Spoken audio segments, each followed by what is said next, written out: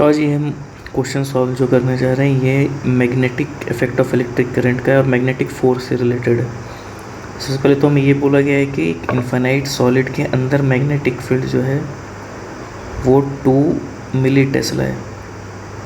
तो ये मान लेते हैं इन्फाइनाइट सोलेनॉइड है, इसके अंदर मैग्नेटिक फील्ड 2 मिली टेस्ला है, 2 मिली टेस्ला।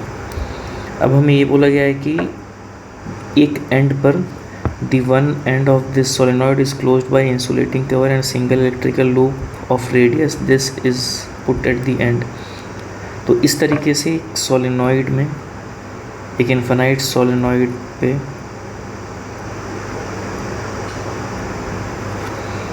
एंड पे जाके यहाँ पर एक इंसुलेटिंग प्लेट लगाए गए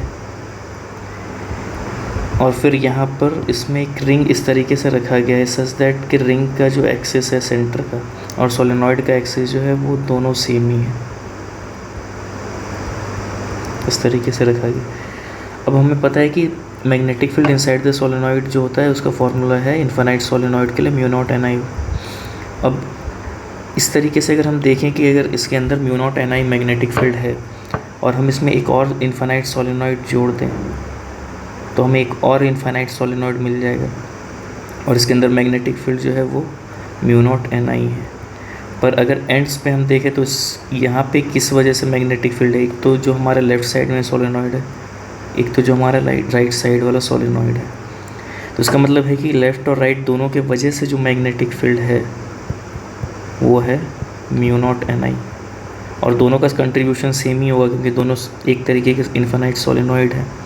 तो हम ये कह सकते हैं कि एक की वजह से जो मैग्नेटिक फील्ड है वो हो जाएगा mu not an I by 2।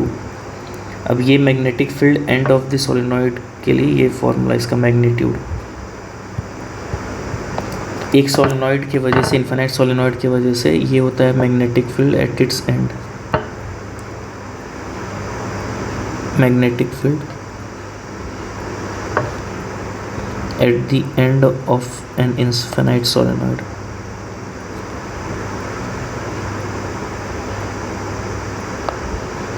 इसका मतलब है कि क्वेश्चन में हमें ये बताया गया है कि मैग्नेटिक फील्ड 2 अंदर एग्जिस्ट कर रहा है तो एंड पे जो मैग्नेटिक फील्ड है वो 1 मिली टेस्ला होगा।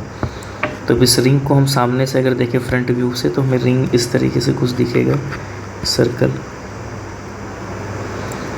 और हमें पता है कि यहाँ पे मैग्नेटिक फील्ड जो है वो हम किसी भी डायरेक्शन में ले सकते हैं, अंदर या बाहर। तो इस केस में जैसे हमारा मैग्नेटिक फील्ड बाहर की तरफ होगा तो मैग्नेटिक फील्ड जो है वो है बाहर की तरफ B, जिसका वैल्यू है mu not an I by 2। अब अगर मैग्नेटिक फील्ड बाहर की तरफ है और इस रिंग में करंट है, इस रिंग में जो करंट है वो 2 एम्पियर दिया हुआ है तो करंट 2 एम्पियर इस रिंग में फ़्लो कर रहा है इस तरीके से, इस रिंग में करंट 2 एम्पियर फ्लो कर रहा है। तो अगर हम किसी भी एक स्मॉल लेंथ को कंसिडर करके देखें, मान लेते हैं ये लेंथ DL है। अब DL के लिए फिर ये डायरेक्शन करंट के डायरेक्शन में हम लेंगे तो ये हो गया DL का डायरेक्शन। मैग्नेटिक फील्ड आउटसाइड की तरफ है तो फोर्स का जो फॉर्मूला होता है magnetic force on current carrying element, ये I DL क्रॉस B। तो DL क्रॉस B का जो डायरेक्शन है ये हमको मिल जाएगा इस बाहर की ओर और बाहर की तरफ, ये है DF का डायरेक्शन। इसी तरीके से हर एक एलिमेंट के लिए जो DF है ये बाहर की तरफ आ जाएगा, जिसकी वजह से इस रिंग में टेंशन डेवलप हो जाएगा, जिसकी वजह से टेंशन डेवलप हो जाएगा। अब इस टेंशन का वैल्यू हमको फाइंड करना है कि टेंशन कितना डेवलप होगा। तो उसके लिए हम एक स्मॉल एलिमेंट लेके देख लेते हैं रिंग का, DL स्मॉल एलिमेंट, ये हमने ले लिया। इसको थोड़ा सा मैग्नीफाइड कर देते हैं। इस तरीके से हमने एक स्मॉल एलिमेंट ले लिया जिसका लेंथ DL है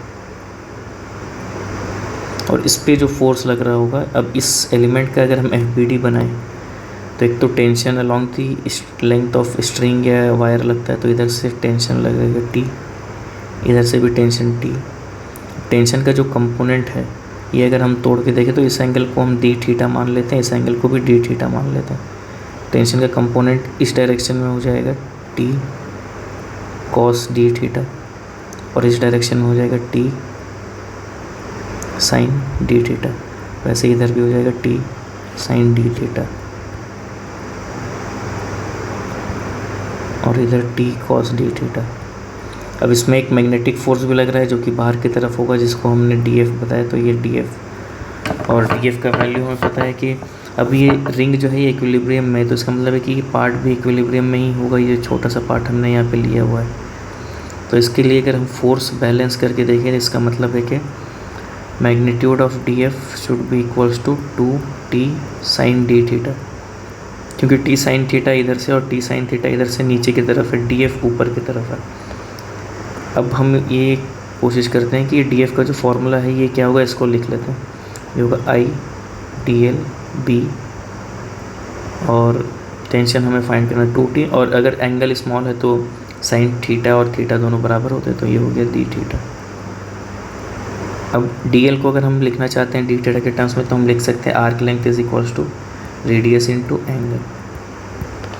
तो डी एल को हम लिख सकते हैं आर इंटू 2t थीटा, ये हो गया I R 2t theta into B is equals to 2t D theta. So D theta और डी थीटा यहाँ से कैंसिल हो जाएगा, हमें टेंशन जो है ये मिल जाएगा आई आर बी। हमें पता है करंट इसमें 2 एम्पियर है, रेडियस जो है इस रिंग का, ये रेडियस हमें दिया गया है 1 सेंटीमीटर, तो इसका मतलब है 0.01 मीटर। मैग्नेटिक फील्ड जो है ये हमने कैलकुलेट किया कि mu not an I by 2 होगा, मतलब हाफ होगा, तो ये 1 मिली टेस्ला होगा, तो 1 इंटू 10⁻³ टेस्ला। फाइनली हमें जो टेंशन है ये मिल जाएगा 2 इंटू 10⁻⁵ न्यूटन।